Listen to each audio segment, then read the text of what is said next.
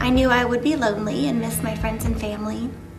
I knew being the only Westerner in an isolated village in Sudan would be difficult, but I didn't realize that persecution still looks the same today as it did in the Bible.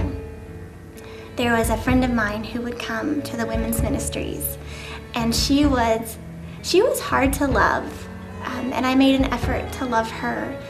One day, the pastor's wife told me we needed to go visit her because she had a fight with her husband and he had beat her.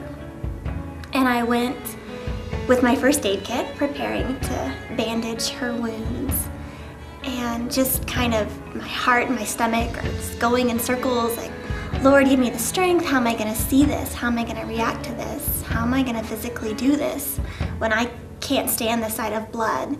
And going to her house and seeing she really wasn't as bad as I thought, but having her ask me to address the wounds on her husband, to bandage him after he had beat her so severely she had to attack back because she thought he would kill her. That I wasn't prepared for, and I was so thankful that the Lord gave me the strength and the stomach to clean his wounds, to put bandages on them, and the compassion to not show him how angry I was for the way he hurt someone who was just trying to learn about Christ. There is such an evil in those hills.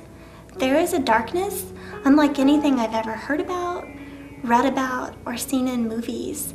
And the Lord really showed me through that it's not easy, but it's worth it. It's worth it, and the sacrifice is hard, and the journey is long, but he never left my side, and he gave me what I needed to address it.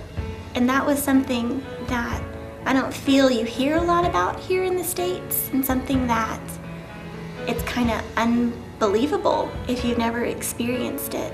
But in that time, I saw Christ work in those hills, and I saw the distinct difference between light and darkness. And the lights are few in those hills, but they are bright. And each time they are encouraged, and each time they are faithful, they get brighter and brighter. And that was a real honor to see God work in that way.